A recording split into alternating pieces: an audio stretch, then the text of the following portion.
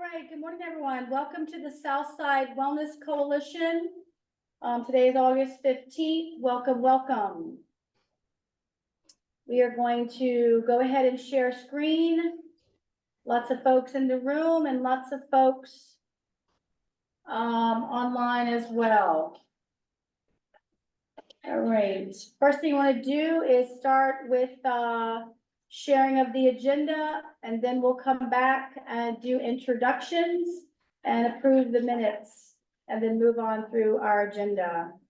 So those of you in the room, oops, that's not right. For those of you in the room, you have a copy of the minutes from last month's meeting, as well as the agenda in front of you. Also got access to a pen if you'd like to take notes, along with the new updated Southside Wellness Coalition one-pager, as well as the Trauma Informed Care Network one-pager as well. All right. Let me share that again. Remember my agenda? There it went. All right, so again, all right, those of you in the room should see your agenda. For those of you on the screen, on the Zoom, should also see your agenda. Here we go. Agenda for today begins with a welcome. Lots of wonderful stuff on our agenda. Why is it not pulling down for me as usual? Oh, there it goes. There we go. Presentation today, updates from all our different events around the community, lots of training announcements, and of course, next month's meeting as well. To keep up with what we're doing, please make sure you look out for our monthly newsletter, which always comes out the Monday before the meeting. So it came out this past Monday. If for some reason you're not receiving the newsletter, please make sure you reach out to me, let me know. And please, when you receive it, check your spam, interact with it, click a link so that Google knows that you want to get this newsletter on a regular basis. All right, with that being said, we will start with introductions in the room, and then we'll go online and go around the room. All right, and I'll start with myself. Good morning, I'm Kenan Tyner-Smith. I'm the fiscal agent for the Southside Wellness Coalition, and also the prevention director for Southside Behavioral Health. And I'll pass it to the front table. Hello, my name is Sean A. Barksdale. I'm the owner and operator of Press for Time Teas, as well as co-founder of the 10 Minutes of Truth podcast and the Boots on the Ground initiative. All right. I'm Sherry Elena Martin. I'm on the leadership for the coalition, and I'm also the housing case manager at Tri-County. Barbara Johnson, community health worker with the Virginia Department of Health, serving Mecklenburg, Halifax, and Brunswick counties. I'm Janet Newman. I'm just here as an NCA. Hello, my name is Ashley Bernadette. I'm a community cancer engagement. Good morning, Stephen Wilson, member of the local recovery community, Mecklenburg County resident, prior member of the leadership team. Good morning, my name is Veronica Turner. I am the prevention specialist, and I am here. I'm a partner in the Good morning, my name is Ernest, and my company is I Work in Play Multimedia Consulting, and I support Sean Barksdale's testimony. Good morning, I'm Tony Stiff, Workforce Development Specialist for the Department of Corrections, and I'm here also in support of Barksdale. All right, good morning. That's everybody in the room. So we like to popcorn it on the Zoom. Let's start with Elizabeth. Hello, I'm Elizabeth Bordelon. I'm an agency intake specialist with Tri-County Community Action Agency. I'm just here to learn something today. All right, if you'll popcorn to somebody else, Elizabeth, on the Zoom. Jeanette Grimes. Good morning, I'm Jeanette Grimes, community health worker in Brunswick County with VDH, and I'm glad to be here, part of coalition leadership also. Thank you. Let's see. How about Kit?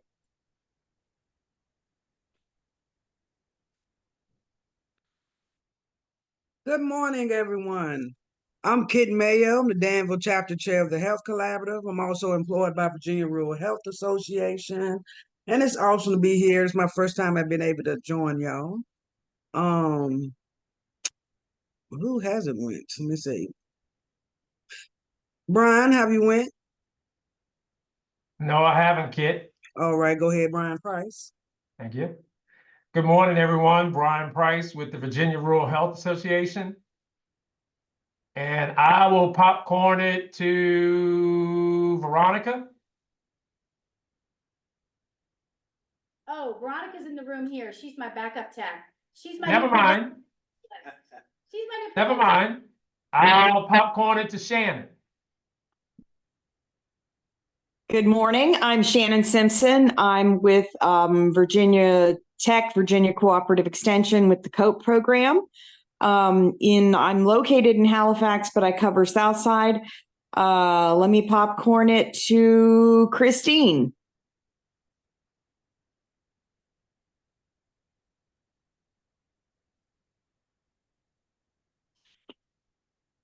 Or Shanette. Good morning. I'm Shanette Fields, now the Behavioral Health Coordinator for Central Virginia Health Services for their Region 1 clinics,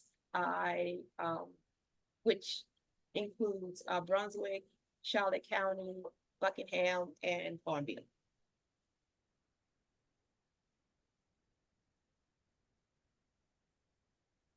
I will pop this to Allison. Hey, good morning, everyone. I'm Allison Byrne. I am the Community Engagement and Partnerships Coordinator at the VA in Richmond. So I work with community organizations and coalitions all over Central and Southside Virginia. Awesome. We'll popcorn that to Sharonda. Good morning. My name is Sharonda Cole, and I am a community health worker on the South Side through VDH and PASS in South Boston, Virginia. Great, thank you. Awesome. Welcome. And then Elizabeth Kopp. Yes, Elizabeth Kopp. I'm Community Engagement Manager with Girl Scouts Virginia Skyline. We serve Halifax, the South Boston area. In addition to other areas, but not that are part of this coalition. And last but not certainly least, Shelley. Good morning. My name is Shelley Cleary, and I am the Education Specialist at the Virginia Poison Center at VCU Health. All right, awesome. Kenan, can I jump in now? There you go. There you go. Yes, please. I'm sorry, I'm having to join by phone and I was having some technical difficulties. I'm Chris Pennington from Resilient Pathways. We're a family resource center in Chase City, located for Mecklenburg County. I'm also on the leadership team for Southside Wellness Coalition, and I'm your area trauma-informed care network coordinator, and hoping that we can gain some new recruitment for that. Thank you. Awesome, awesome. Welcome. Thank you, Christine. And then we have Karen Roberts joining us. And while Karen is loading in, did I miss anybody on the Zoom?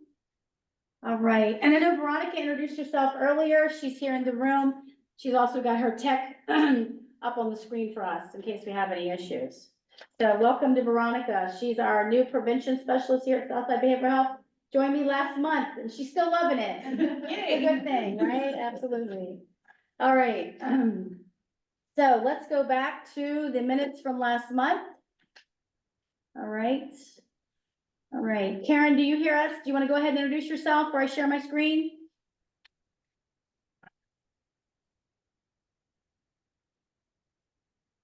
Not if our microphone came up yet. No, it hasn't. Okay. I'll come back. I'll come back to you, Karen. We'll swing back. All right. Share screen of last month's minutes. Again, those of you in the room, just sat a little bit closer to the front. You have a copy of the minutes. If you have someone around you that doesn't have a copy of the minutes, please pass them a copy if you don't mind. All right, so looking back at July 13th, again, here is our meeting on July 13th, beginning at 10 a.m., was adjourned around 11:47. As you know, minutes and recordings are posted on our blog each month on our website. Members present, with guest speaker Barbara Johnson and her wonderful team from the health department. I think I tried to do justice to all the wonderful, great information you shared about the services provided by the health department, along with PASS, and PASS. But again, it's on our blog, it is recorded. You can access that meeting at any time. Updates from the leadership team, updates from Dennis about veteran outreach, updates from Elena from COC, updates from the summit for Sakova that many members of the leadership team are attending, and then updates from the Trauma Informed Care Network, and of course, all of our trainings. And it adjourned at 11:40. I do need someone to make a motion to approve these minutes, but first, let's do questions. Any questions about last month's minutes? From the Zoom or in the room? Should be my new slogan on my wall. From the Zoom or in the room? I move to approve the minutes. All right. Motion to approve the minutes by Elena. Can I get a second? I second. All right, thank you, Barbara.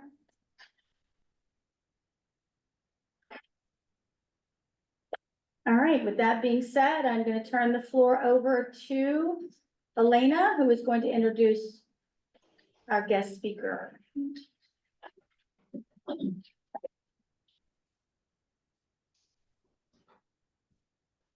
Hi guys, so I'm a housing case manager at Tri-County, and wearing that hat, I attend a lot of different meetings. So I met Sean, or I first encountered Sean at the Reentry Council, which is a council that offers resources for returning citizens.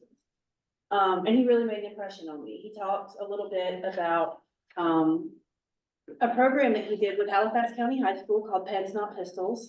It was a poetry project where he was encouraging youth to basically, our young people are struggling. I don't think that's news to anyone. And a way for young people to channel their emotions into a more healthy coping mechanism. And for those who don't know, I love poetry. So I bought the book, it's on Amazon, you can check it out. And I loved it. So he really made an impression on me. Then a few months later, we were both part of a project called Engaging Halifax, where we were talking to the, it was Virginia Tech, wasn't it? Mm-hmm. We were talking to Virginia Tech about our observations regarding particularly opiate abuse in the community. And again, he just really made an impression on me. So I really didn't want him to come for a while. I'm glad we were able to make this work.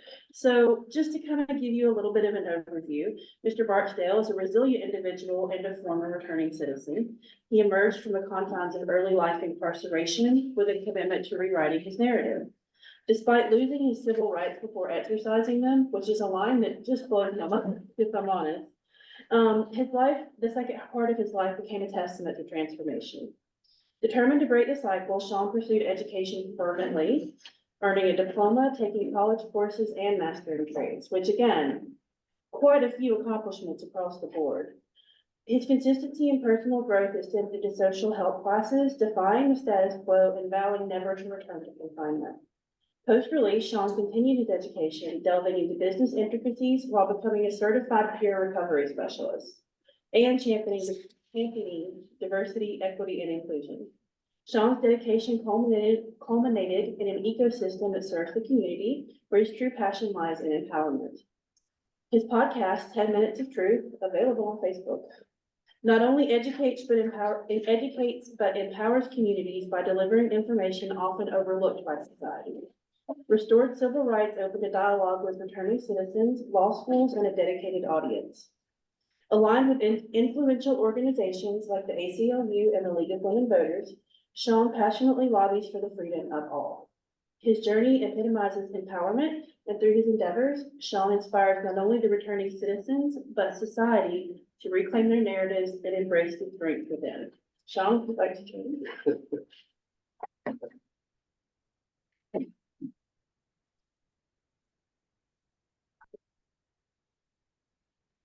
Good morning. How is everyone? Good, how are you? Wonderful. I would first like to thank Southside Wellness Coalition for inviting us. Thank you for that warm welcome. Some of you I know, some of you I am meeting for the first time. We have a lot that we will discuss and have a few things that we'll show you. You will find out quickly I'm not the tech guy. I'm a tech guy is here though. But we want to talk about lived experiences. And hopefully everyone can hear me that is joining us via Zoom. Addiction, go ahead. Her name off of there for you. Okay. This way until you share. Okay, Okay. thank you. What do you think? Excuse me? Are you watching to see what Veronica sees? No. Okay. Okay, so we're talking about lived experiences. For myself, everyone that's in this room and everyone that is on this particular call has something that they have in common, right? Either you have a lived experience or you know someone with a lived experience, because you're not gonna be in this room or you're not gonna be on this call if you haven't, right? You have to have a particular interest. For myself, my particular interest is because I have had family members, my father, who has had substance misuse and mental health diagnosis up until yesterday. They call. All of my life, I have been at the throes of these relationships. And it shapes and it warps a child as you grow older. And I came up in the 90s, right? I'm 70s baby, right?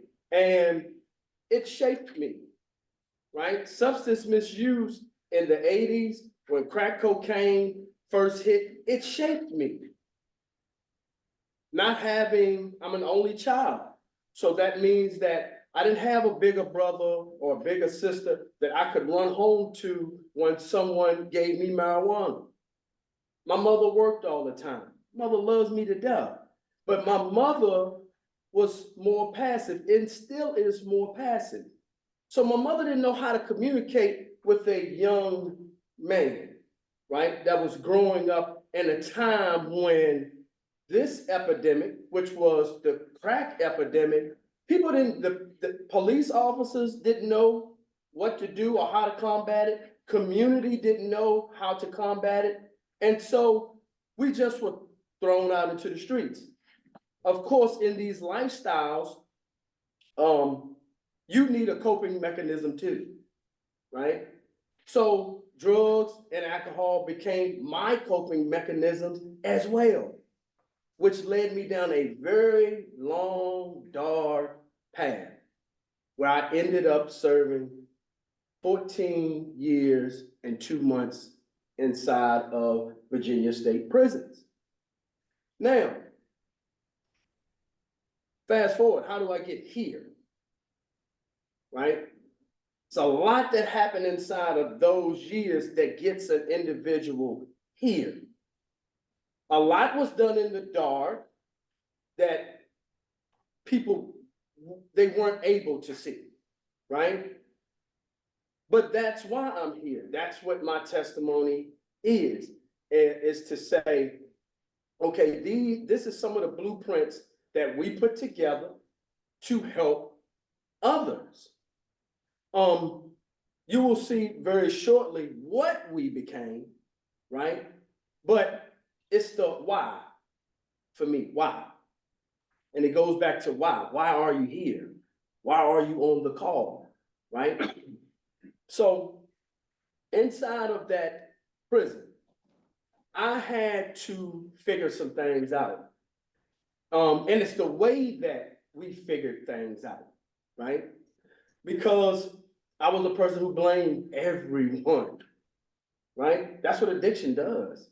It makes you blame everybody but you, right? It doesn't, you don't want to look in the mirror. You don't even have mirrors in your home, right? And it's everybody else's fault, right? It's my father's fault. It's the community's fault. It's the police fault, right? Oh, it's because I'm Black, right? It's all of these different things besides saying, hey, I made choices. I made my own choices in life. Some things were a little more stringent, and a lot of times in our community, we think we don't have another choice. That's what we'll talk about a little later on when we start to talk about messaging, right? With our children, our youth in school, they have one heck of a job. That's one heck of a job, because everybody remembers school, but it's a different time with social media in school now, right? That's a full-time job. I was thinking today, I was praying this morning, and I was thinking about, I have 2 small children, because my why has to be renewed over and over. Your why has to be renewed over and over. Can't be the same why it was 20 years ago, right? Because you change, even inside the growth, you change. So the growth, the why changes too. Because I just wanted to give a voice to the voiceless. At first, that was the why when we first started. But as it morphed and metastasized, the why changes. It still changes for the better, but it changes. So for me, my why is I have 2 very small children.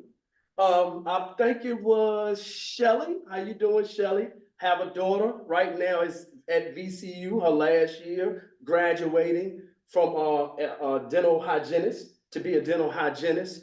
Very great school, I might add. You should have her on here one day because her story of substance misuse, her parents, both her and, not her, her mother and myself, and what she had to go through to become that person, right? A lot has to do with environment, right? A lot has to do with environment. Inside, again, I'm inside of an environment that is extremely violent in prison. I'm inside of an environment that it does not promote positive growth. Not the institution itself, the people inside of it. Us, those that are incarcerated. So what do? How do you, right? The first thing I had to do was I had to find someone who thought like me, that they wanted to change, they were scared to change, right? But they were going to do it anyway. That's the first person. I didn't want to find a whole lot of people. I wanted to find someone that thought like that. And that's what because there you can do the exact same thing you do in this world. Maybe a little bit less of it, sometimes a little more of it, depending on where you are, right? When it comes to substance misuse. Dear friend, Mrs. Stiff, that hopefully you will have the pleasure of meeting in a little while, came a very good constituent of ours, very good partner of ours, that is still in the prison system. But that's some of the first things that I had to do was figure out me. I tell children, I said, man, I really didn't get to know myself till I was 32 years old, 32, 33 years old. When I started saying, this is what I like, this is what I don't like. That poetry that you heard about, first time I ever wrote poetry, I was 38 years old. 38 years old. Never thought I could even do it, right? But that was after I had gained a certain momentum, right, of change. You know, goal setting was extremely important. It will be extremely important how we give that to the youth, how we give that to somebody that continuously fails. Because I continuously, that 14 years was the first time I was incarcerated. It was actually multiple times before that I got slapped on the hand and I did 6 months here, a year here, till they just got tired of my actions, right? So inside of that goal setting, I started to set goals that were extremely small, but I could reach them daily. Once I could do something daily, I said, okay, let's move to something a little bigger. Let's move to something weekly, and then monthly, then yearly.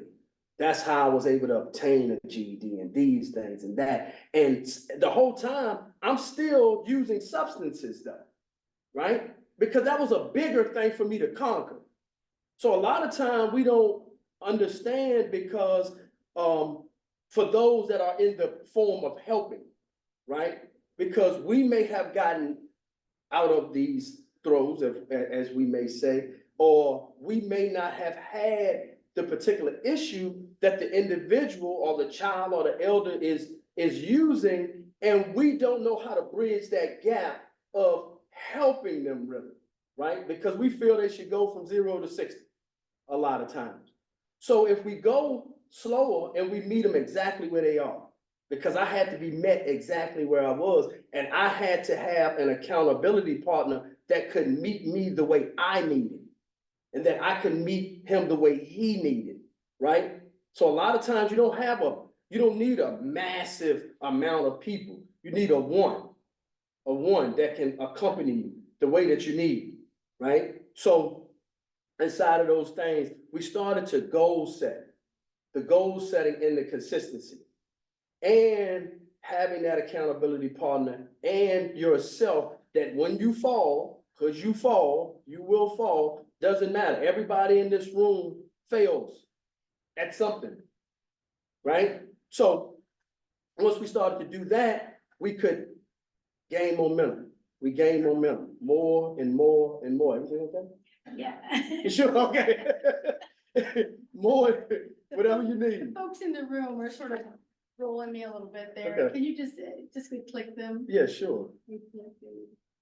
All right, so. Yeah, that's fine. That's fine. Whatever you need, you just come and do. Yeah. You- Whatever you need, you just come. You just come. You just come. We want everybody. Okay, yeah.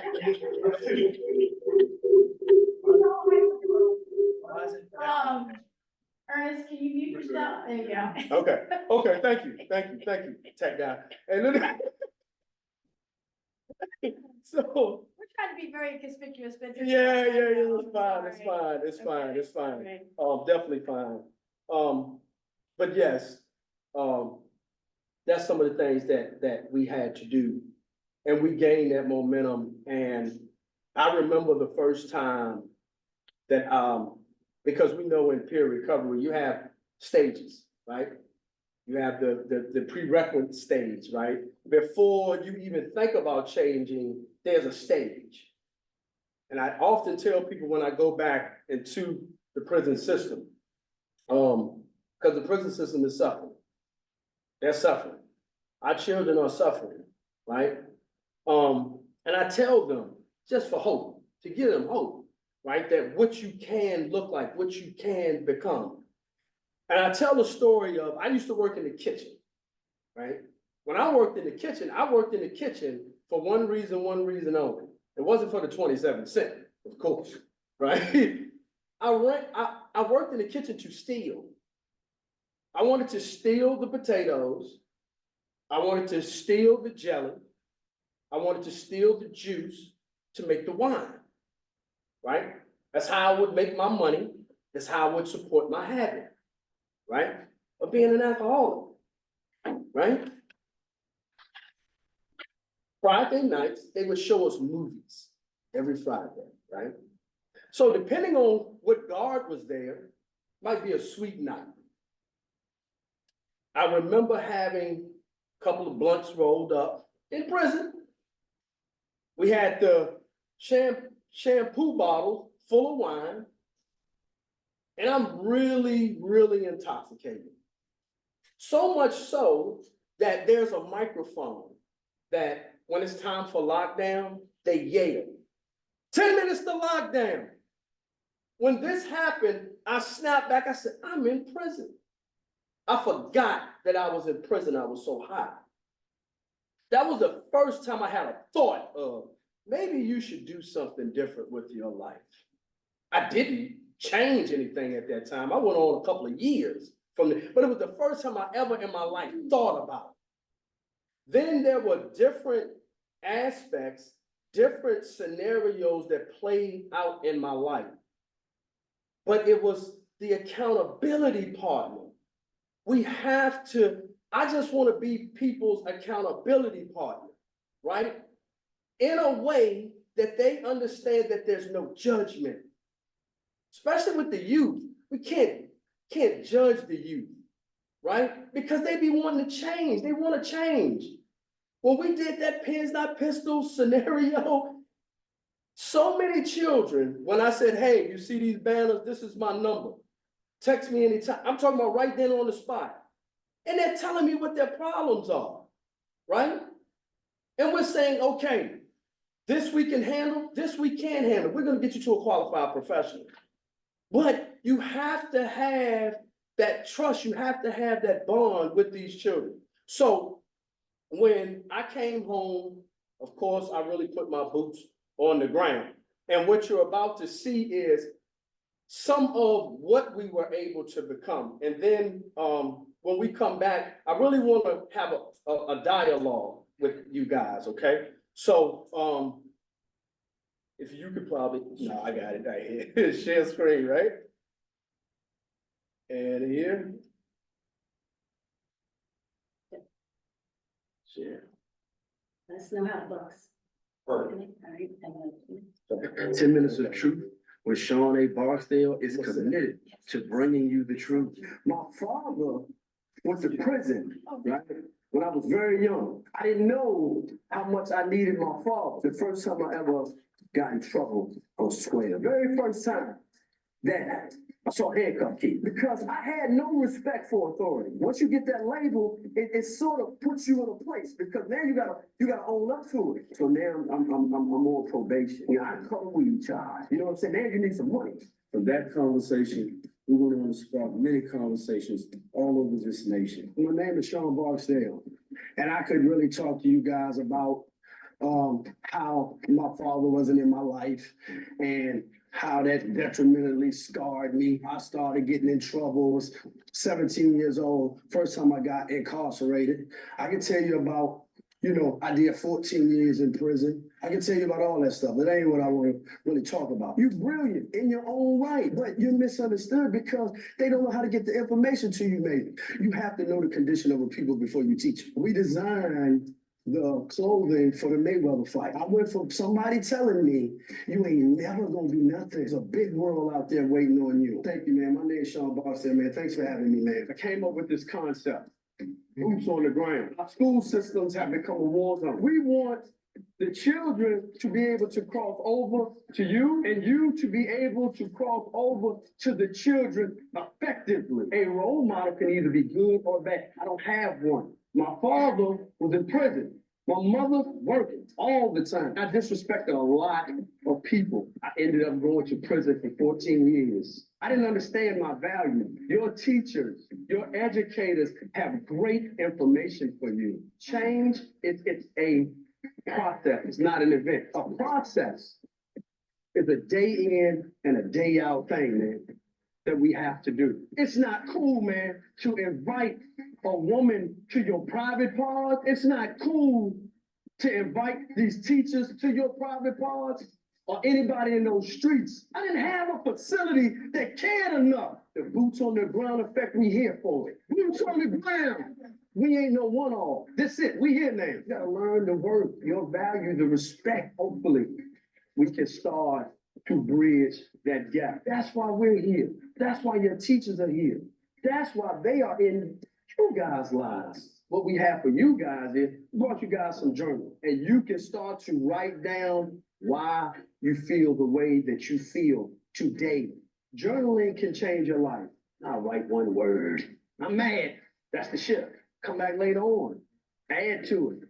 I'm mad, but I'm not now. I did good in school. That day right there, you know, I did well, man. And my teacher gave me a hug. You guys are the future. You just have to know what your value is. Elon Musk, he has ADHD. Look at him. 1, 2, 3, boots on the ground. 1, 2, 3, boots on the ground. This is a 4-part series highlighting the health, life, and death series. We found it imperative to equip the community with the necessary information relating to viruses and diseases, such as cancer and COVID. COVID changed everything, and it's all about community. And that's all that we want to provide is the information to the community. Thank you so much for joining us today. Thank you. What a gift. Hospice is a formal benefit. It is defined in Medicare regulatory language as a program, an all-inclusive program for those whose prognosis is 6 months or less. In addition to the services that they get, we're also providing their medical equipment. We're providing their medications that contribute to their comfort. We're providing basic medical supplies. So it's a very, very good all-inclusive benefit covered at 100% under patient's Medicare. So even though there are communities that have had members that are vaccinated, when your community like ours that has a vaccination rate somewhere around 40%, I believe right now, you're still gonna get vaccinated people that get it just because of the amount of exposure. Right. What we're seeing right now is that those people that have the vaccine aren't sick and they aren't coming to the hospital. You know, if they are, it's with mild symptoms that I can send them home out of the ED. I have taken over the last decade and some change of learning everything there is about printing and business. What's going to be the name of the business? Start going over what that name looks like. Do not limit yourself, man. Think outside the box. You have to come up with a name for the shop. Is the name gonna be right? What does it look like? Moving forward, that's gonna be the name, that's gonna be the logo, and life, you will be judged by the worst one, not the best one. The high score I think we got was a 95. Do y'all want to keep this design? It's gonna be really, really important that you guys understand what we talked about in week 1, the tools that you already had, and this one you learned today. You don't know yet what you're good at, what you're not good at until you do everything. Preparation is 9/10 of the battle. Gentlemen, I want to start by saying this. Beginning today, youth services has invested a lot into this program and then into you, into your future. If you didn't have a Tawanda dad in that community, we have to start preparing because we got events coming up. No, man, I like that. All right, we know about Friends and Family Day. Hey, my name is Sean Harris with Beginning Today's Services. From now on, when we come here in class, you gotta have a shirt, the uniform there. This is what we wear. I pressed this myself and I picked my head 3 low. I mean, on Saturday, June 29th, from 1 to 6 p.m., we'll be having a Family and Friends Day, which includes a cookout and printing shirts for the community of South Boston. I can't wait to make my t-shirt. Man, we talked about this. Oh, man. It's gonna take more than lemons. Hello, this is Sean A. Barksdale, a boots on the ground. Over the last 12 weeks, my printing business, Press for Time Tees, has had the pleasure of teaching these young men the art of graphics communication. They have worked extremely hard to be able to present their talented skill sets to the community. A day filled with food, family, and fun. More importantly, it will be a representation of change because change starts here. When I was 16 years old, there's absolutely no way I could have seen myself at 21, let alone 47. I would just really let the 16-year-old Sean know that he's worth something. I would apologize to him for what I'm about to take him through. I came home in January, the beginning of the year. I remember it was snowing the day that I came home. I remember my daughter and my mother just crying and how we hugged each other. I just wanted to do good. That's all I really wanted to do was just do good. So 2016 was just a year of regrouping and rebuilding. Having a second chance gave me the opportunity to start a business and also a nonprofit. I was called to speak at a alternative school. One of the things I always do when we speak, whether it's at a school or anything that we do, I always give them my phone number. This young man that I'm about to speak about, I met that day. I went on to find out that he had been initiated into a gang at 10 years old. It took this young man about a year to get in touch with me. And I remember the day that he reached out. He called me. He was so scared he hung the phone. And he texted me and he said, I don't want to do this no more. He wanted out. He wanted something better for himself. He just didn't know how. We helped him, get out of the game, working closely with him day in and day out. It got to a point where his social workers, his teachers, changing his mindset and changing his heart. 2 years ago, we graduated him. This is why a second chance is important, because my lived experience is able to connect with his lived experience. With my second chance, I've been able to help others along the way. The second chance is me. A second chance is this, being able to show the community that change is possible. Virginia needs a second chance.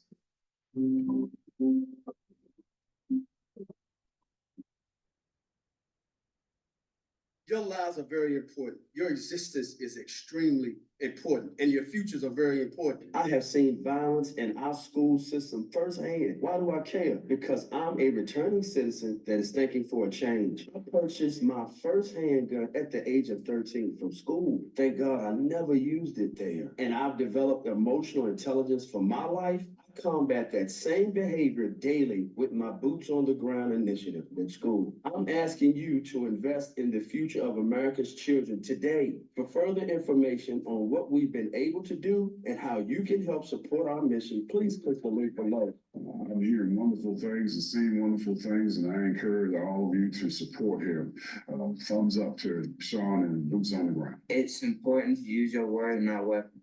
Witnesses say they laughed as they fired their weapons, executing their classmates who begged for their lives.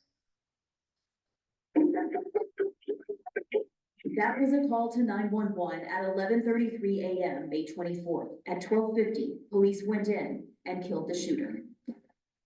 We wanted to start a poetry contest called Pens, Not Pistols.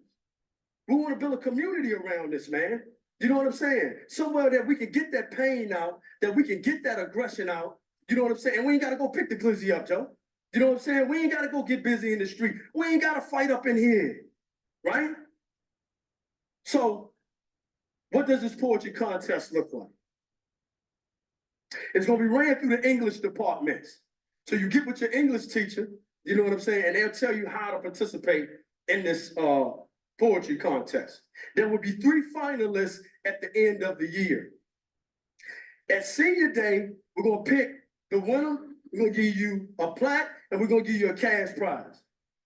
So it might be $1, it might be $1,000. Put the entry in. Hello, I'm Fred Clark, Sheriff of Halifax County, and we support Pens, Not Pistols poetry program by Sean A. Barksdale. We think it's a wonderful idea, and we appreciate him doing this very much. Hi, I'm Tracy Quackenbush Martin. I'm the Commonwealth's Attorney for Halifax County, and am in great support of Pens Not Pistols Poetry Contest at the Halifax County High School. Thank you, Sean Barksdale, for bringing that to us. I am Dr. Amy Huskin, Superintendent of Halifax County Public Schools, and I am #1 cheerleader of Sean Barksdale, boots on the ground. As a youth, I didn't have nobody to consistently show up. I consistently show up to show them that there is somebody who will be consistently showing up. They might not like it today, they might not like it tomorrow, but hopefully one day, you know, they'll understand what we're doing.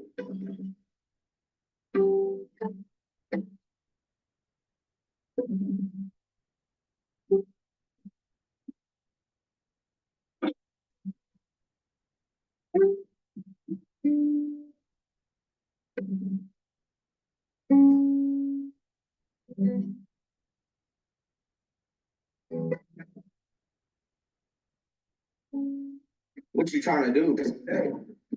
Hey, bro, break it up, break it up. Sorry, Break it up. for real. Break it up. Hey, fellas, I'm really proud of y'all. You could have won another route. It's not a white thing. It's not a black thing. It's the right thing. Use your words. Not weapons. This is boots on the ground. And really, I really enjoy this spring. But yeah, that's it. So we here with Boots on the Ground. We filming the commercial for Pens Not Pistols. And it's kind of uncomfortable for me, but I kind of like acting. And yeah. Hey guys, my name is Beth Senseney. I'm the Student Support Specialist at Halifax County High School. And we partnered this year with Sean Barksdale and Boots on the Ground for the Pens Not Pistols Poetry Contest. The reason we did Pens Not Pistols, right, is to deter violence in school, of course, right? And school shootings, right? So most of the time when our first responders, which are, you know, rescue squads, police, people of that nature come, right? Something has already happened. You guys are our first responders, right? Because y'all took charge in this poetry contest that's much more than a poetry contest. So I want y'all to give yourselves a round of applause. Seriously, give yourselves a round of applause because we had 66, right? And that took a lot of courage too, in a time where nobody is right. What was your inspiration behind your piece of poetry? Well, my inspiration was actions speak louder, and the thing is about gun, you ain't gotta solve problems with using a gun. You can use your words because they speak louder. Like you say, actions speak louder. So that's what made me inspiration me to write this. Without further ado, Mr. Gray. Pen's not pistols. You can pick up a pen and you can make a rhyme, or you can pick up a pistol and you'll do the time. A pistol is just like a missile of death. You can pull the trigger, it can take a life. You can pick up a pen and you can make a rhyme. And don't worry about the time. Pen's not pistol. It's brilliant. It's good to be old because kids die every day. It's always good to say that you live to see another day. I used to be in a dark place, thinking I'll never find my way. But God guided me and told me, my child, everything will be okay. Trying to fit in only had me hating myself. I took my own path, now I can finally say I love myself. Remember, man, y'all can use your words, not weapons, man. My name is Sean A. Barksdale. I appreciate all you guys coming out. Thank you.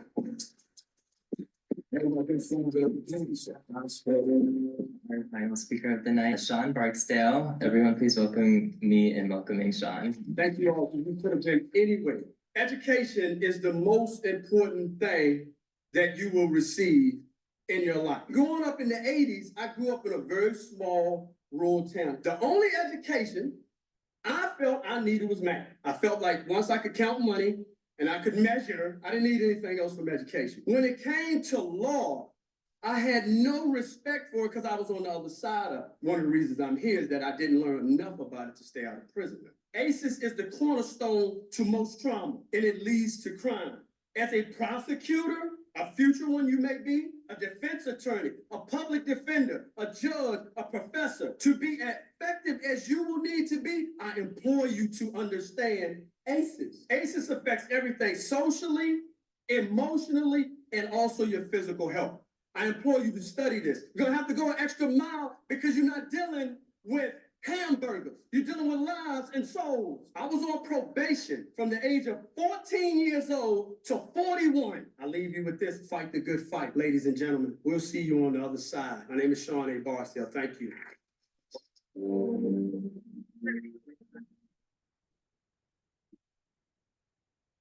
Pay attention, really pay attention, man, because you may see something that you like. You may see something that you may want to get involved with in life, because this is for you. Everybody all right? All right, let's go.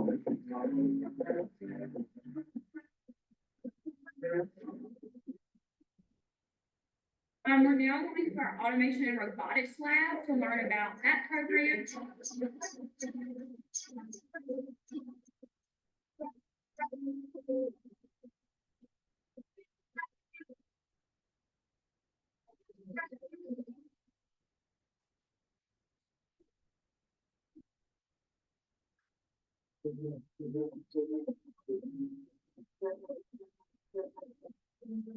Well, we're just saying entry level, no experience. You can go to a doctor and make it 4 times. That's nice. So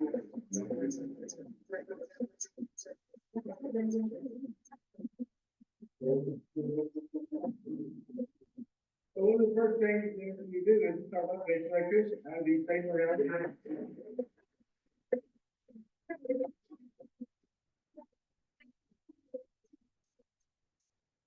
If the sun's not shining tomorrow, I've got to figure out which plants to turn on to replace all that solar I'm not going to get tomorrow.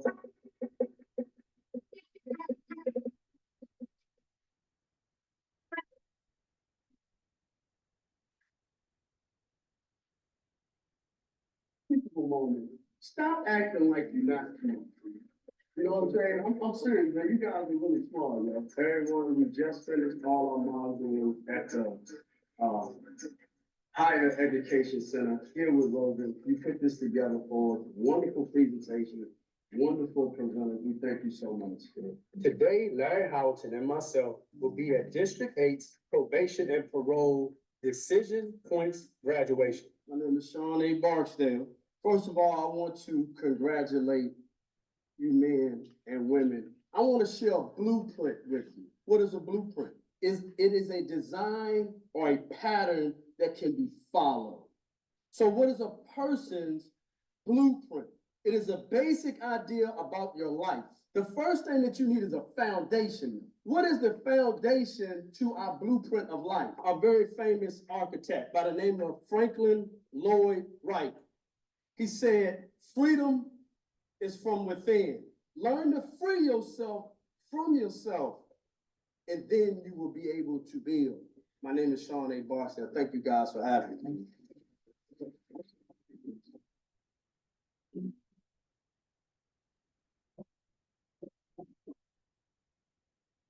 Well, if y'all haven't learned anything, y'all learn I move around a lot. Thank you all for sitting through this presentation. Like I said, I want to kind of have a dialogue and answer any questions that may be on. But we know that over 70,000 opioid overdose deaths are annual in the US, right? The economic impact of opioid addiction exceeds 78 billion annually, factoring in healthcare costs, loss of productivity, and legal expenses. What about the impact on rural Virginia? Limited healthcare infrastructure, right? Economic challenges, including high unemployment rates, contribute to the prevalence of addiction. Stigma around addiction remains a significant barrier to seeking help. And the role of mental health in the opioid crisis, right?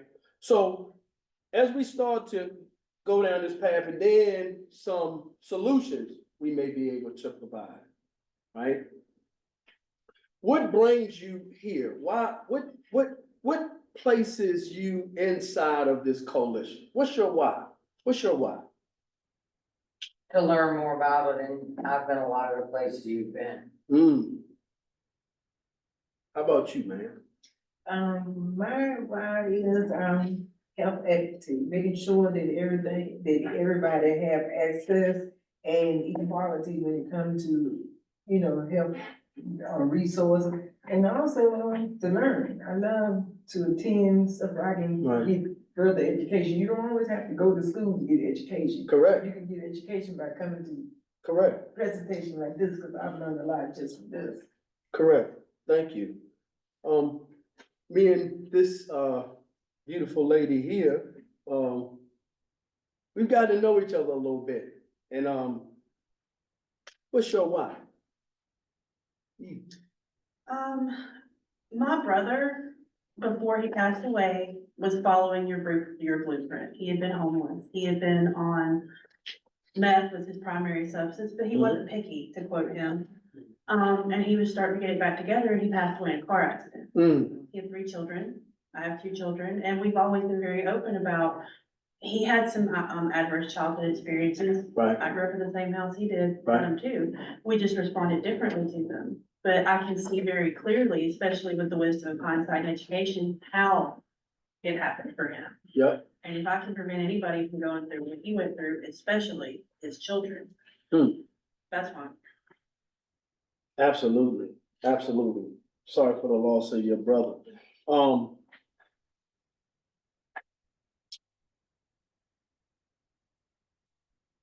18.2-251 .03. Write this number down, please. 18.2. It is. 18.2-251 .03. Anybody know what this law is? But I know it's a lot. It definitely is. Whenever you hear 18.2, this law deals with the Drug Treatment Court Act. As we know now, recovery court. All right, why are we talking about recovery court? You'll see something else in a second. Because everything is going to revolve around the messaging. We have to have, with all of these different outlets, all of these ways for our children and our community to plug in, this right here, anybody could get on this call, right? The Zoom call. However, why is it the world on the call? Why aren't those that maybe, and I don't think that anybody on here has a substance misuse problem. Why aren't they on the call? It was put out. What you think? Lack of knowledge of, even though it's put out, everybody's not getting it. Correct. So it's not going into. Correct. One of my questions for you was, since I'm talking now, I'll ask you. You went to Halifax County High School, do you go to other high schools? I do. Because I think Mecklenburg could use you. I do, and that is Right down the road. that is a conversation that we have been having with school board, with principals, and what people, and I'm glad that you bring this up, right? What people don't recognize from a coalition or from when you see just how that was put together, the video was put together. That was a string of maybe, that's probably 30% of some of the things that we have been able to do, right?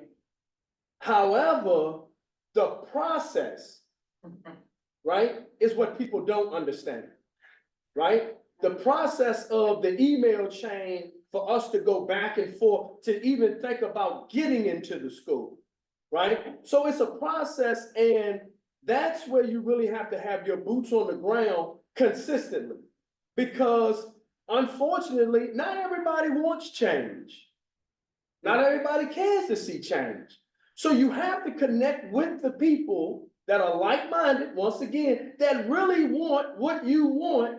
And then you find other organizations that want what you want. You band together, and then you start to push towards legislation, things of that nature. You know what I'm saying? But first it's going to be the messaging.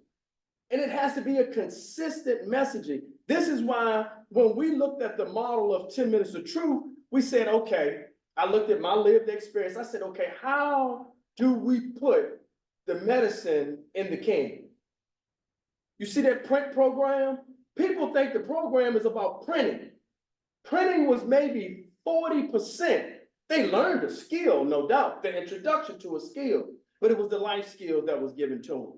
Everything from hygiene, right, to how to pull their pants up.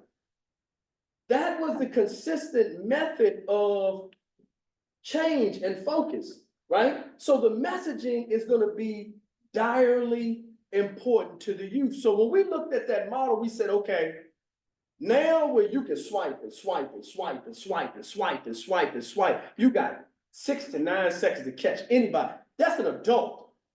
So imagine a child now that has ADHD, that has access, right? That a parent may not have restricted, a YouTube or Reddit or Facebook, any of Snap, any of these things, they're not restricted from anything. And they can go from this platform to this platform to this platform to this platform.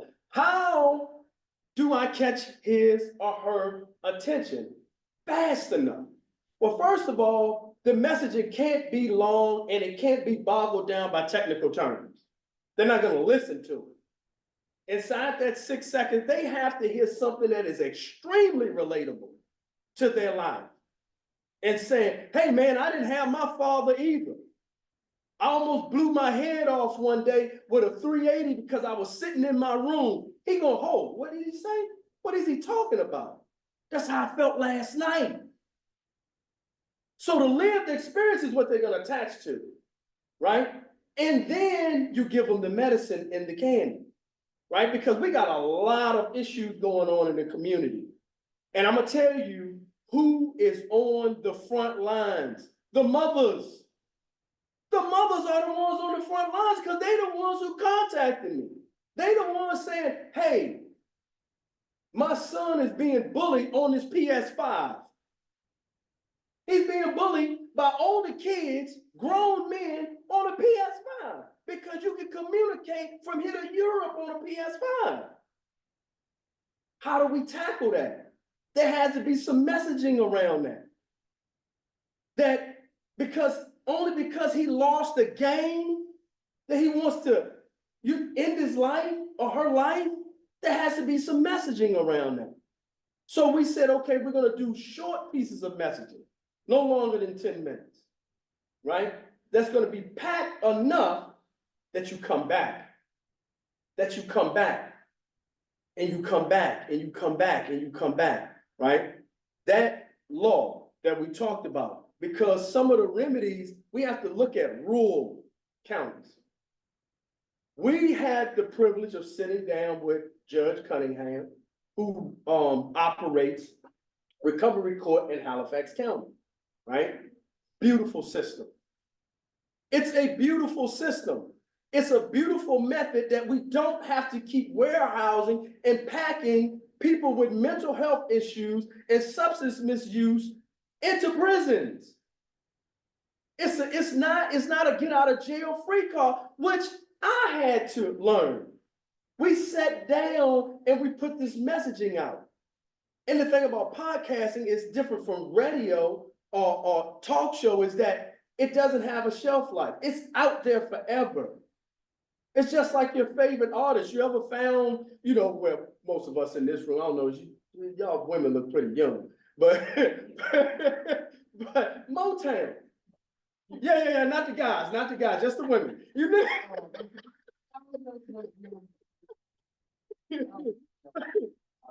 But Motown, right? You look at an older record label that had a lot of artists, right? A lot of artists.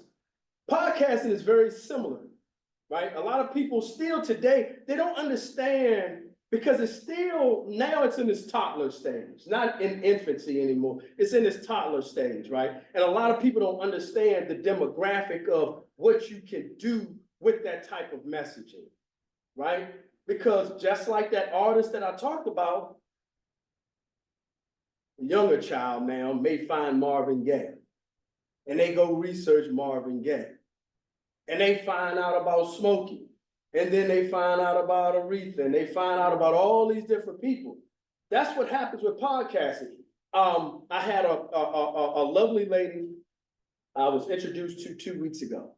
She turned me on to the Fifth Element podcast. I don't know if you guys write it down. Wonderful podcast called The Fifth Element. They have over 259 episodes that I went back through this whole catalog and got great information that they deal with the opioid epidemic, the health crisis. And right now to the point that in Durham, North Carolina, what they have started to do, and it's working, is that with the fifth branch that they've added is that now they have qualified professionals that accompany the police on a call to see if it is a mental health issue. Because a lot of times our officers, they aren't skilled in mental health. Amen. They're not skilled in that aspect. And is it their fault? No, it's the system's fault, because we need to have a different type of training, right? Yeah. That's just one element. But that was a podcast I found 4 days ago with 259 episodes. I have over 30-some episodes in the can of beneficial knowledge. So that's going to be very important, how we reach the community, how we reach the youth, right? Because that's what we said boots on the ground is. It's just bridging the gap, like my friend introduced me to. That's the name of the organization, bridging the gap, but you have to be able to do it effectively, right? That number that I gave you, 18.2-251.03. Now you add one dot to the back of that, just one dot to the back of that statute, you have a completely different law. What is the law? we had the privilege on our podcast to sit down with Senator Joe Morrison that helped on a bill. This bill is called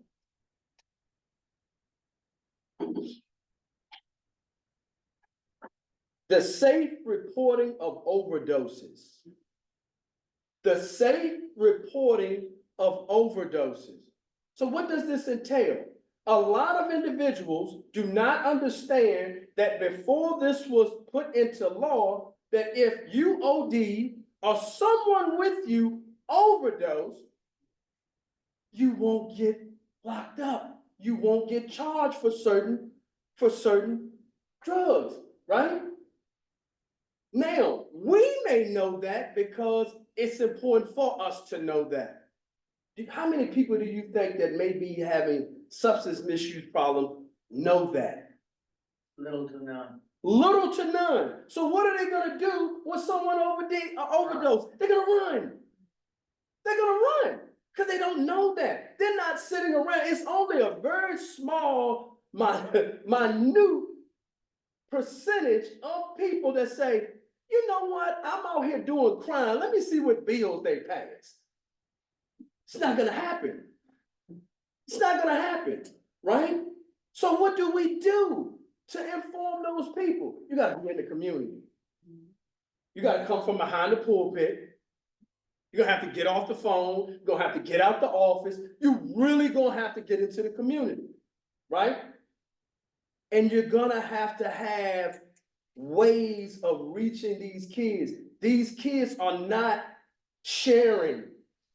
They're not sharing that type of information. I had a young man and a mother the other day that, cause I prayed, right? Did something along with mental health. He didn't want people to know. She asked me, can you make sure you don't put that up online? That you don't? Of course. But now I got his ear. Now I can quietly shuffle in and talk to him, right? And he has that communication line with a me. So how do you duplicate a me? How? It's ways of doing it.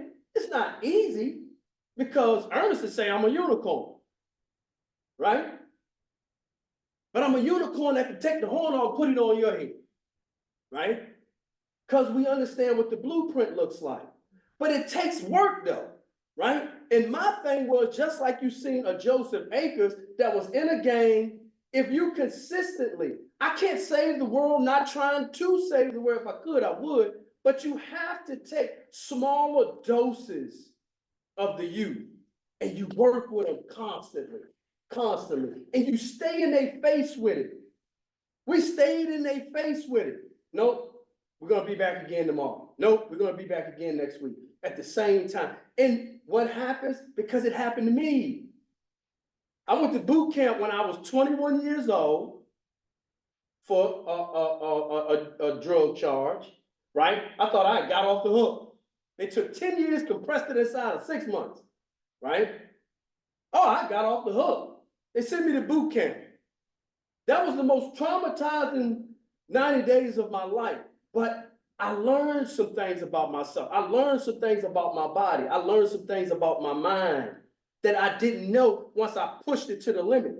See, and I can say it, I can say a lot of things that, you know, other people can't say. We've gotten really soft as a people, gotten really soft on our kids because of what we can say, what we can't say. We've gotten soft. And I don't mean you gotta beat the heck out your kids all day long. That's not the soft I'm talking about. We're soft in how we communicating with them. I'm not gonna say nothing today. I'm not gonna say nothing else again today. The next thing you know, your kid is 10 years old, 11 years old, and you haven't said anything to that child in 4 years. 4 years is a long time, from 6 to 10.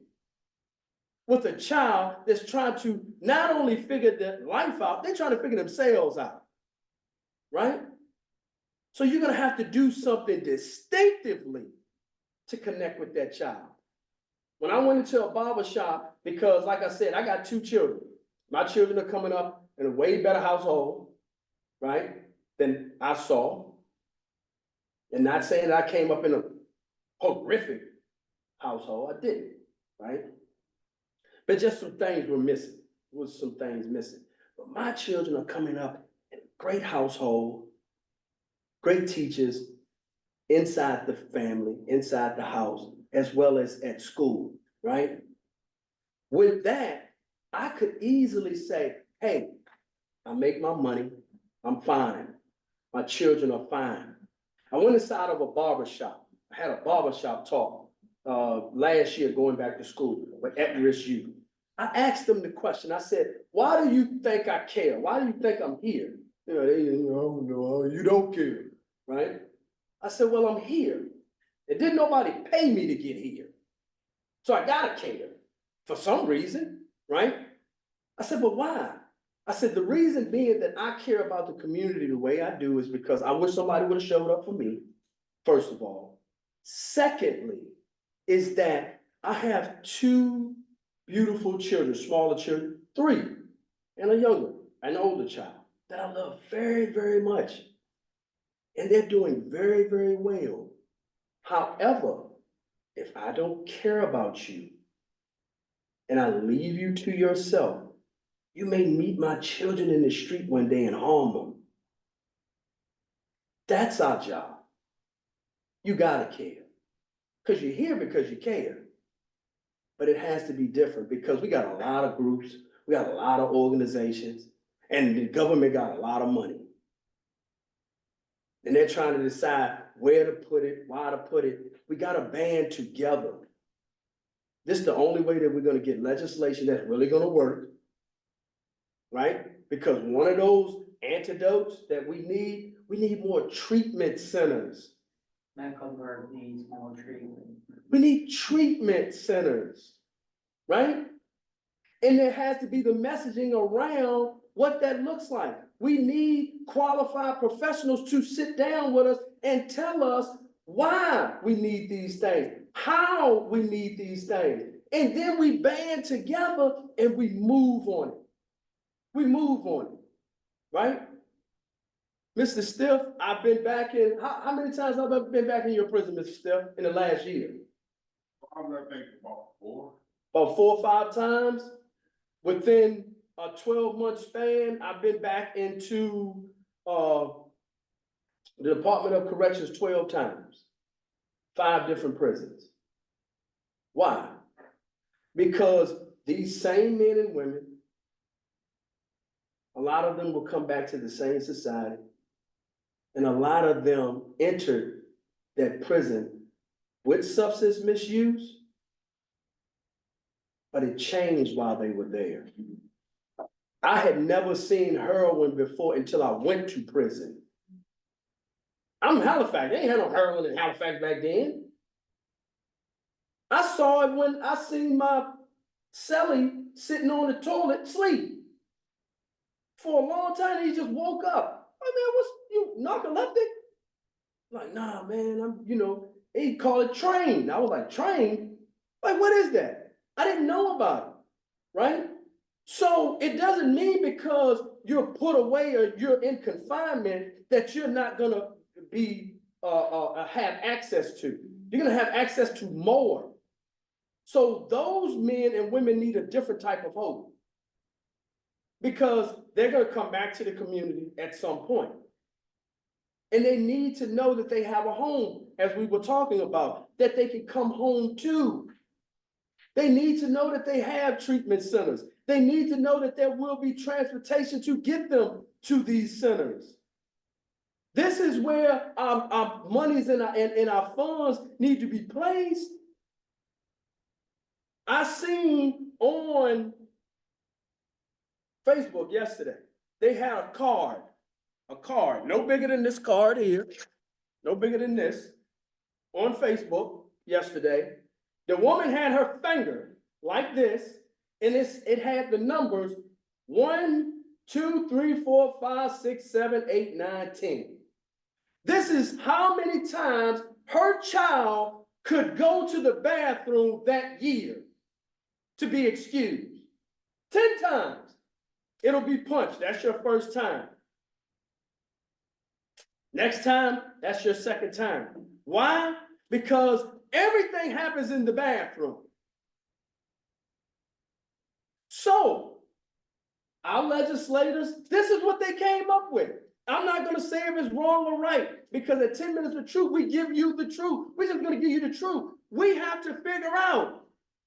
For myself, you can't tell my child they can't go to the bathroom but 10 times. As a parent, I'm gonna say that. But what is the more effective way? Because they have to do something that says, hey, it's out of control. The older kids are the ones that's selling the younger kids the vapes. Right? They the ones who doing it.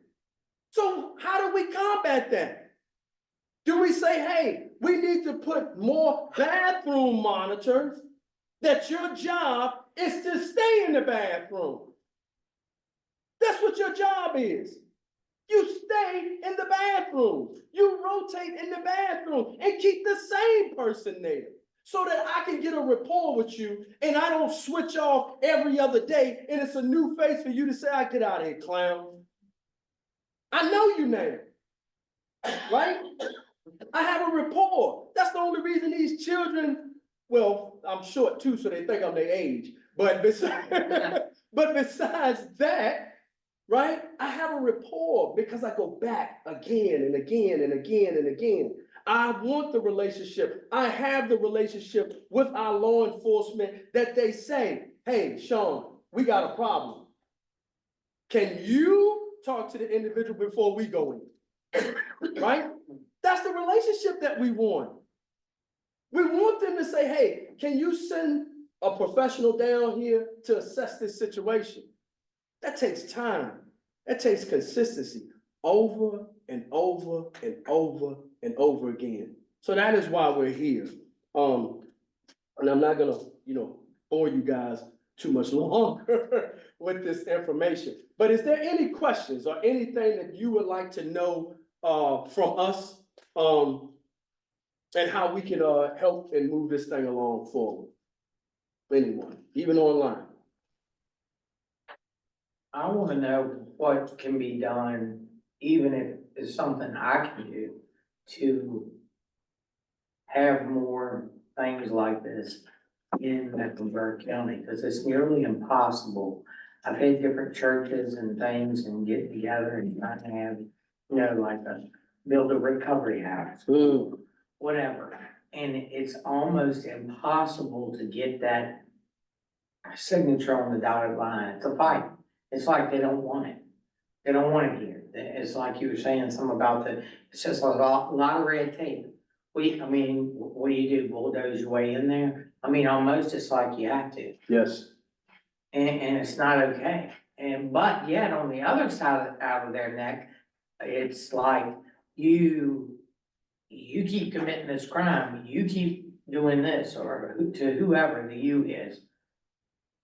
And putting the people down and throwing them in jail is not the answer. I'm not saying some people don't need to be there for some of the crimes. Of course, you gotta go. Right. But putting someone in jail because they're a drug addict is not the answer. No. Because it's just as easy, like I said, if not a whole lot easier. And the shame of it is 90% of the drugs that come in there, the facility staff brings it. Yes, correct. It's not the inmates that get it in there. They get blamed for it, but that's not that. It's the staff. Correct. And it's being let happen. Right. Because I've been incarcerated over 10 years of my life in installments. I've seen it. I know it. When they had lockdowns, it was more drugs in there than it was when we didn't. We weren't able to get to the drugs. Right. By visitation. Right. That's where, like the COVID lockdown type thing. So you tell me how the drugs got in there. Right. But they still blame the prisoners. Yeah, for sure. And honestly, that's a rabbit hole to go down. I want to kind of touch on what you first asked about. is how, like even in the Mecklenburg County, right? And not to make it rhetorical, but the thing is, every single individual in this room and every individual that's on this call has a particular skill, right? Whether you know how to write very well, whether it's for grants, or whether you know how to connect with people and make things shake and happen, whatever it may be, everybody has a skill set. So what first has to be understood is, what is your skill set? What are you good at, right? Well, I'm good at, and be very truthful and say, I'm very good at this, I'm very good at that. Okay, everybody categorize that. We're just talking about this coalition, right? Once you do that, then you say, okay, we're gonna designate this to you. This is to start change, right? We're gonna designate this to you. You do the writing, right? You do, because it's, like you keep your minutes, things of that nature, right? And you say, what is the most important issue that we have on the agenda, right? You pick the battles and you pick the wars, right? Say, okay, this is the most important. We need a treatment center. All right. Once you see what it looks like, once you write out a full plan of this is what it's going to take. It's going to take transportation. It's going to take this type of funding. We're going to need a storefront. We're going to need this. Once you see exactly what that plan looks like, then you put out your small fires, getting there, right? All right, let's get this out of the way first. I know that this particular person that's on the city council, they're not really going to go for that. So you got to have your person that knows how to lobby, that knows how to talk. This is your job. Your job is to continuously, just like you've seen us continuously nag them kids about growth, you're going to have to continuously, hey, let me take out the lunch today. I'm busy. Hey, let me take out the lunch today. I'm busy. Hey, let me take out the lunch. All right, I'm going to let you take me out to lunch. And you have to be extremely impactful with that individual. Extremely impactful. Because I had to learn when we started to go to Richmond what lobbying really was and what it really looks like. When you go into those offices and trying to reach across the table with somebody that don't care, but they just gotta take you in because they gotta fill a quota of saying, we spoke with their team, right? Because as you said, everybody doesn't care. And that's fine that everybody doesn't care. But the people that do care, if you look at, and I look at a lot of animals to see how to move and strategize. Ants are very effective when they come together. Ants are extremely effective when they come together. By themselves, you just crush them. So you just band together with your strengths. And whatever you're weak at, say, I'm weak at this. I'm weak at finances. I'm not good at handling the money. We're not gonna put you in charge of that then. We're gonna put somebody, and you don't deal with what you're weak at. Only deal with the strength. Because when you deal with the strength, you'll make the spider's web really strong. It'll be really strong. The spider knows how to make the web strong, right? So that's what we're gonna have to do. And as me and my newfound friend was saying, we have to communicate. You have to go outside of your region. You have to go outside of your comfort zone in communicating. It's very hard for a returning citizen to communicate with somebody who all they want to do is make sure that I stay locked up. But I gotta have a conversation. I have to, because I know that there's something that I will be able to say, right? That will make you say, I didn't know that. Didn't know you thought like that. So those are some of the things, right? But we have some blueprinted things that we can do. And I just, kind of gave you kind of a nutshell of some of the things that can be done. But there are a lot of things that can be done. Right, they need to update the resources. for the Absolutely. people They're sending out. That's right. Because I looked at the resources, I'm like, why would a lot of the resources that they have, first of all, are not in existence anymore, Yep. but they're still on that paper. That's right. Second of all, you're setting them up for failure when you're sending them to places that are nothing but drug infested and Yep. drug dealers. Yep. These are your resources you're giving these. That's right. I mean, I've seen it over and over and I've tried. It's been some time ago, I talked to Kenan about different people, different districts. Do you know how hard I tried to get them to allow me or someone to come in and even pay for the things that I would be able to come in to do? Like the books and the things for the people to be able to do. Right. They shot me down every turn I turned, and I tried for months and months and months. Right. Nothing, they didn't want it. In different districts and places. And that right there goes back to what I was saying, because, and this is having thick skin. You're not the person to talk to them. You gotta find who can talk, because that's one of the things I learned in prison, right? Conflict resolution. I'm on this tier 200 men. I need to get a message to the leader of the Bloods, okay? I don't have the rapport with him though. I got the message and I got the solution to fix the problem, but he's not gonna listen to me. But one of his little underlings works out with me. Hey, let me talk to you. Hey, look, you're a big homie. Man, you might want to run this by him, right? He takes it back to him. He said, hey, tell him come down here and holler at me. It's strategy. Because you'll be ram man, you'll just be ramming into the wall, and just being frustrated, and nothing gets done. So now that you had the info, you know you got the information, you know you can really help. That's scary for people that might not really want you to help. So you gotta be able to strategize and say, okay, how do we get in there effectively? It's gotta be a strategy though, because that's what we dealing with now. You know what I'm saying? Because people like us, the environment we come from, we head on. I'm gonna kick the door in. I'm gonna knock the wall down. Do what it takes. The sad part is I have rapport with most of these people. Good rapport. Wow. Because I had to work for that rapport. Yep. Okay, they used to be at me until they figured out and watched and paid attention to who I really was. Mm. And once they figured out who I really was, they treated me so much different. Yep. So I have rapport with these people. Yep.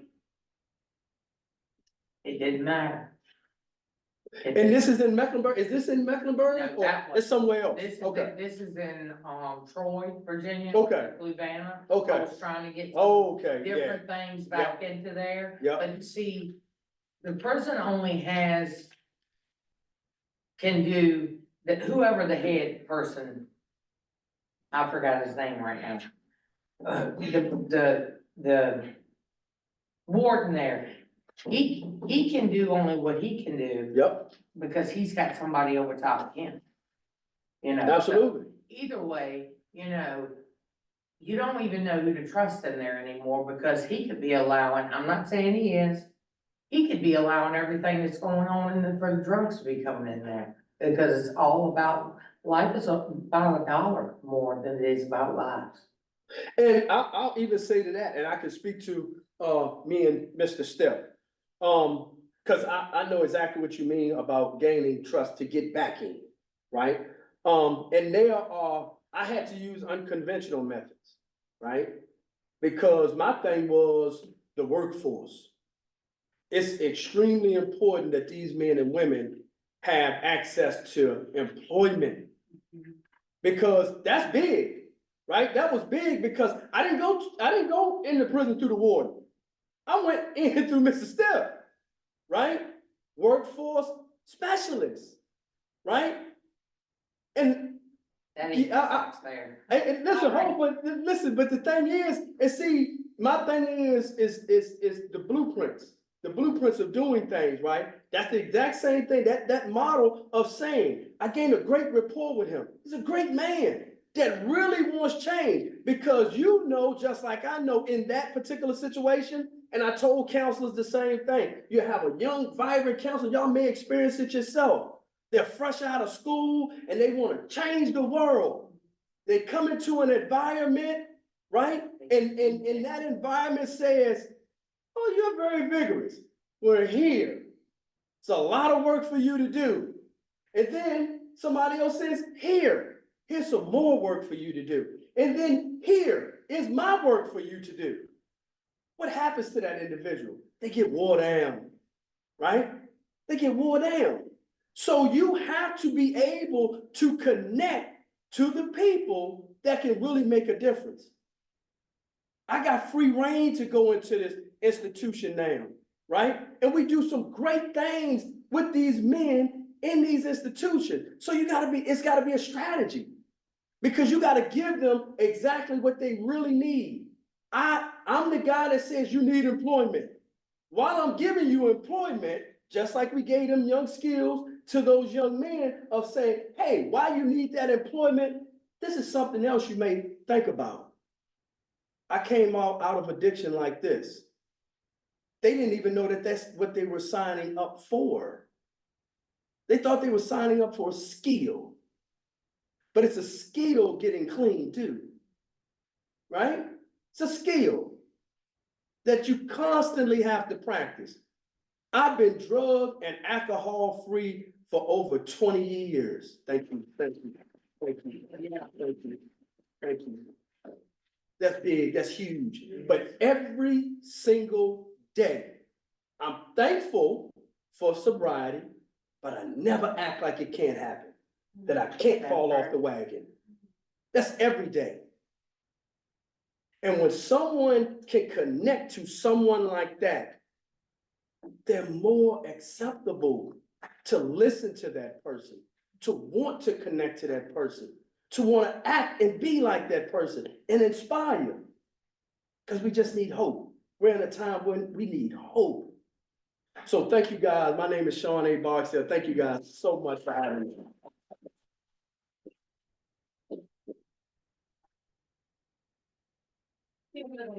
Yeah. Thank you, thank you, thank you. Thank you, thank you. All right. I would imagine a lot of follow-up conversations. Right, awesome. Tips on the follow-up conversation. Yes, yes, and I would say, just from my perspective, and I know some members of the leadership team are here in the room, to talk to you, about the outreach in the community. Yeah. Yep. When you talked about like law enforcement training. Like, Yes. we have crisis intervention training Yes. here at the CSB every quarter, but how many folks are connected to it, know about it? Yeah. The Revive training, Yep. where we share the safe reporting of overdose law. But again, I think in the last fiscal year, we trained at the coalition close to 650 people, Wow. which is just a drop in the bucket to the 86,000 or Correct. so, Correct. but making headway. So I think there's a lot of conversations we could have after today. Correct. Elena and I have been, go ahead, yes. Yeah, before the session timed out, I wanted to make sure I was able to share some observations. Absolutely. What Sean does is extremely important. I want to talk about the power of one, compound interest, and passion delivered. The power of one is Sean Barksdale is like an octopus. And he has tentacles in a lot of different places and things. He's relatable and he can communicate with an ant and a giraffe at the same time. Southside Wellness, when I look at this, it says a community of concerned partners who seek to improve lives, prevent drug use through education, empowerment, and collaboration. That's a big word salad of things that need to be done. And the people that are on the Zoom call and the membership that you have, they're passionate. And passion can easily be diluted. I imagine Sean was brought here to share some of his lived experiences. I challenge the group to look at ways to support what he does. You watched 19 minutes that capsulized 3 years. He talked about going to 12 different prisons.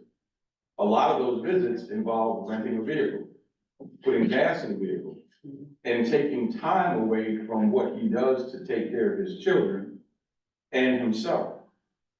You're looking at almost $250 a visit.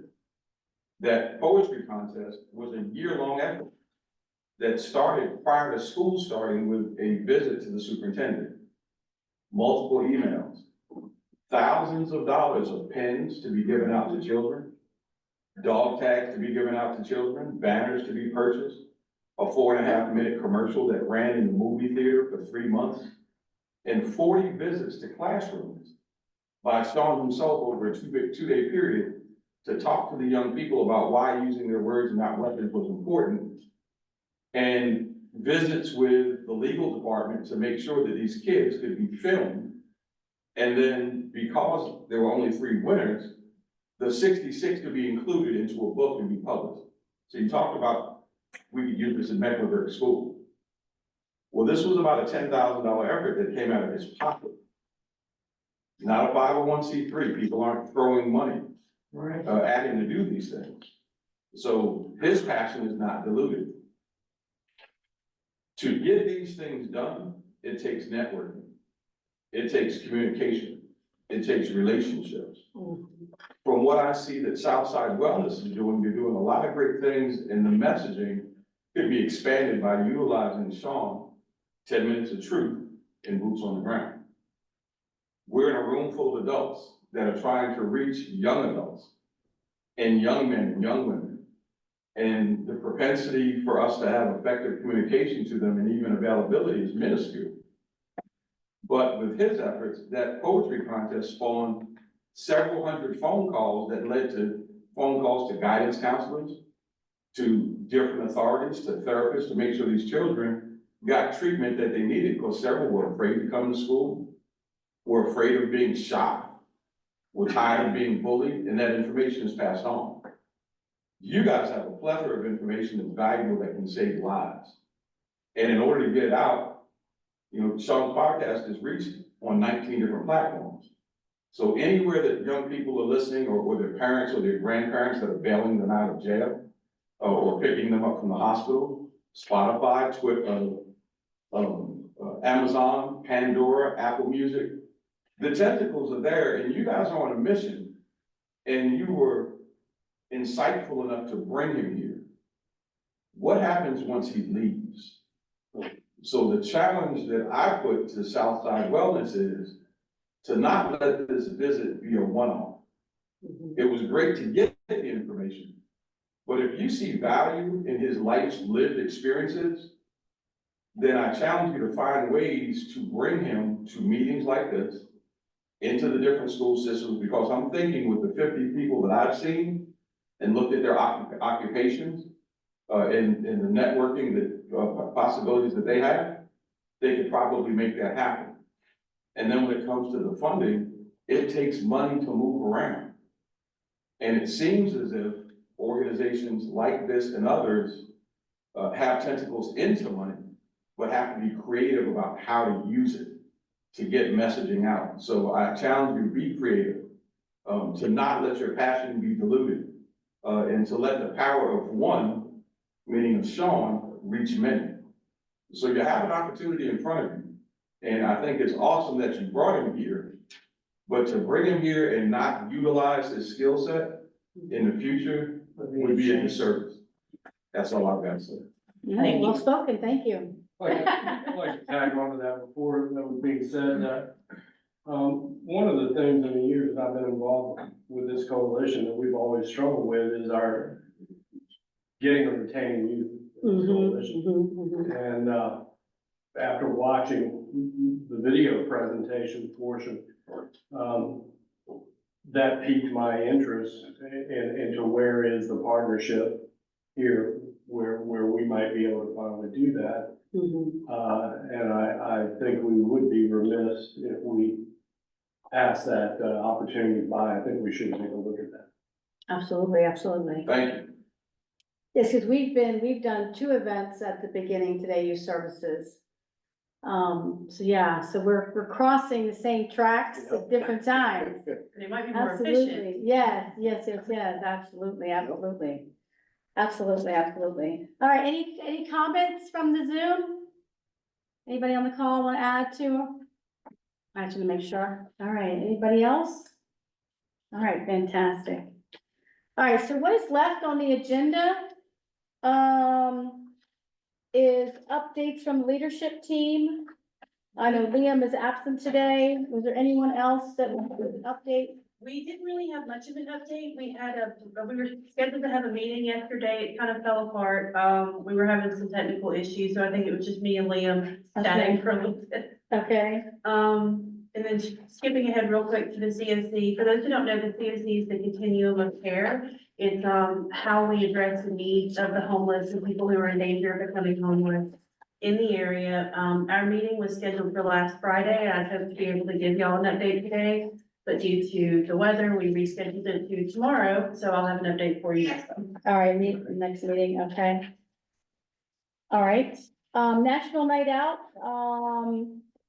we had a great turnout in all 3 counties.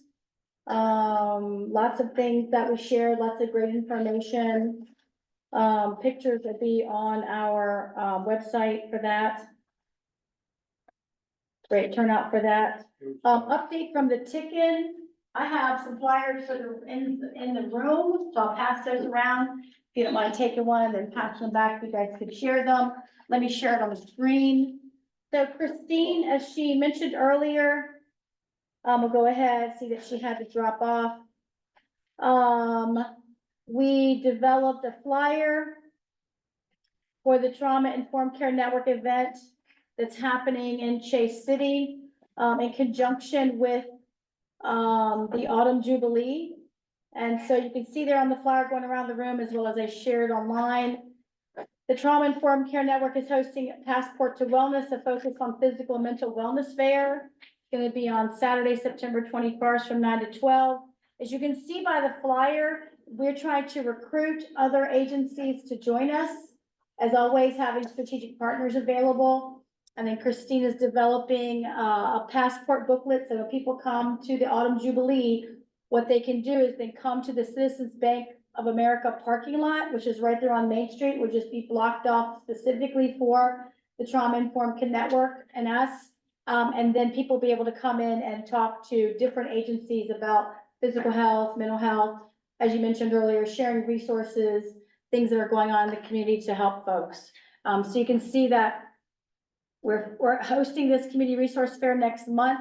And again, we're trying to get as many partners to join us as we did last month at Wallbridge Construction. We did the Spanish speaking community resource fair there. Same type of outreach, trying to get people aware of it. And of course, the Autumn Jubilee, if you're not familiar, is like a family day in Chase City. And so what Christine has done is requested the town to give her that specific area.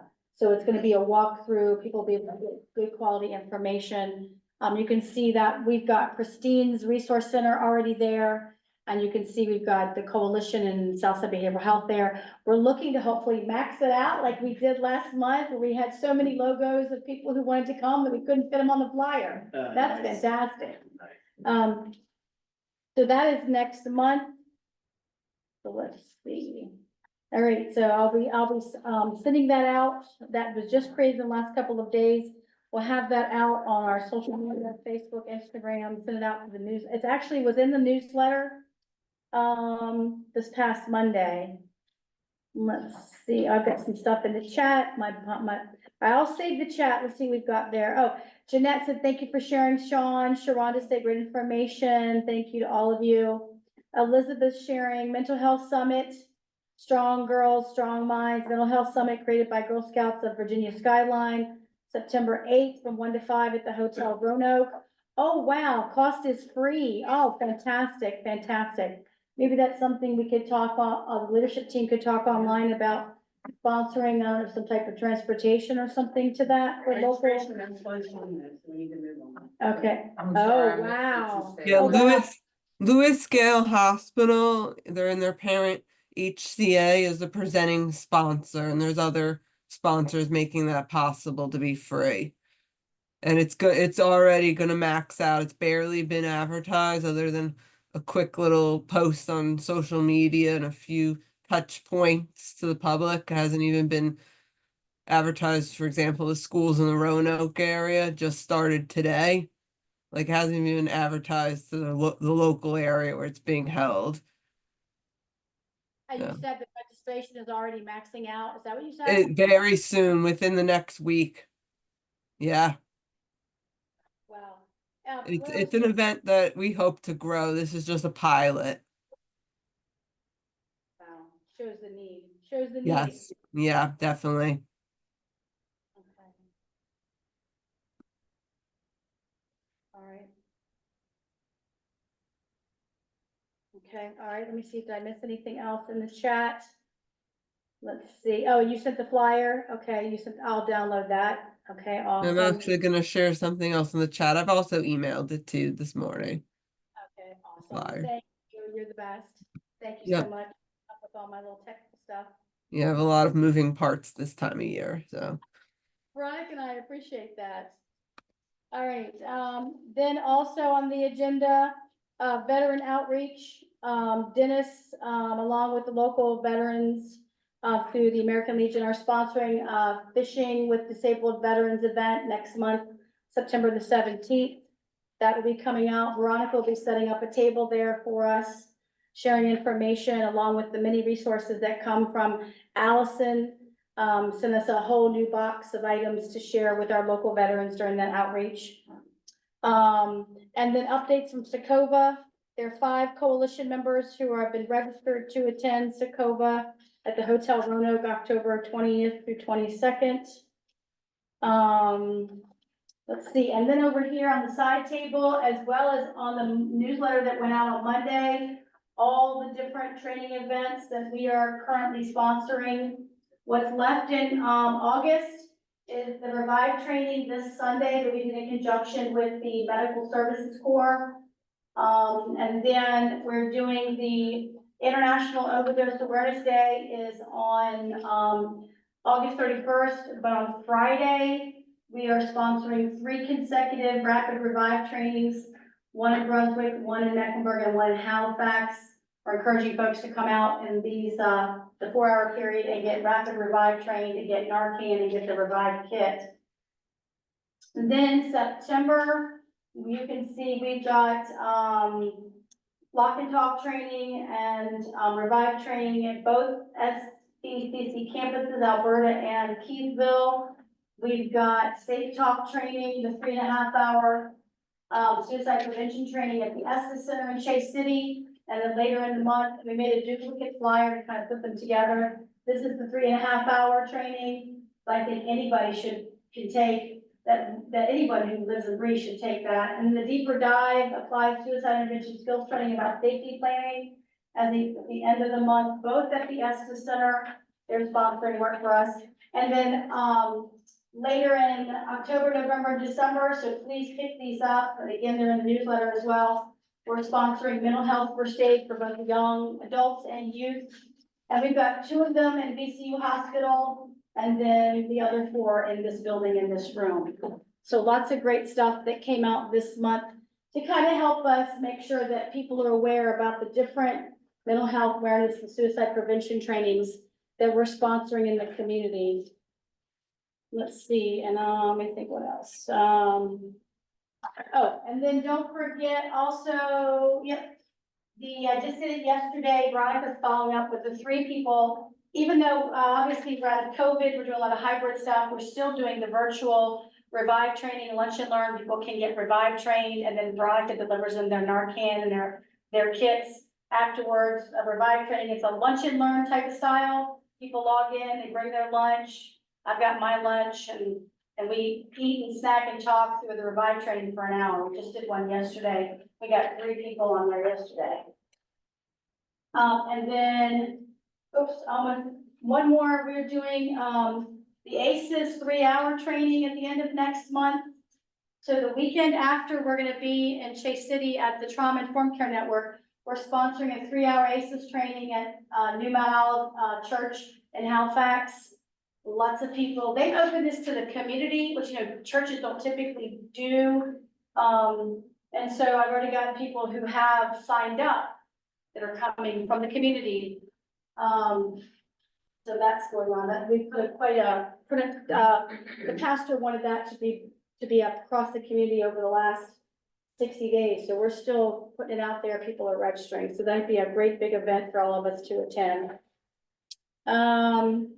Anything I missed? Did you mention that during that training for the Narcan, you'd actually be able to leave with a Narcan kit? Yes, sir. Yes, sir. Absolutely. Absolutely. I'm a master Revive trainer. Absolutely. We have an MOU with VDH. So yes. Is it possible to get several? Don't want to be greedy, but don't know what kind of situation this park still might run into. Oh, well, what I can tell you is when you attend the training, as part of attending the training, you get one box that has 2 4-milligram doses, and then inside the kit, you receive the training card. It's like a wallet-sized card that basically says you're trained. Yep, then you can then take that card and call your local health department. It doesn't matter what county you live in Virginia, and call that health department. Oh, look, Elena's doing my model there. You can make an appointment, because we don't control that. You make an appointment with the health department, and you go in, bring your card. They're gonna probably ask you if you have any questions about what you learned, any kind of follow-up, and then they'll give you additional doses. Yeah, so you can get up to 4 doses then that you'd have on your person. But of course, part of the training, we talk about, even if the person never wakes up during the course of what you're helping them with, to give them all the doses you have. So when EMS gets there, they can help them immediately, because even if they don't wake up, the Narcan that's coating those opioid receptors is helping the body to thrive and survive, even though they might not actually wake up, while you wait for EMS to get there. It's a great training. It's a great training. I'd love to set one up and we can, yeah, absolutely. And of course, as we have all these, events going, we're always looking, as we'll talk after today, about setting up some additional events. I just wanted to make you guys aware during the monthly meeting about all the good stuff that's coming out. All right, let's see what else, I missed somebody. All right, are there any other questions, comments? I know we're getting close to our 2-hour window. Make sure that we don't have cookies. Pardon me? You said the cookies were homemade. Who made the cookies? They are, Nina makes them.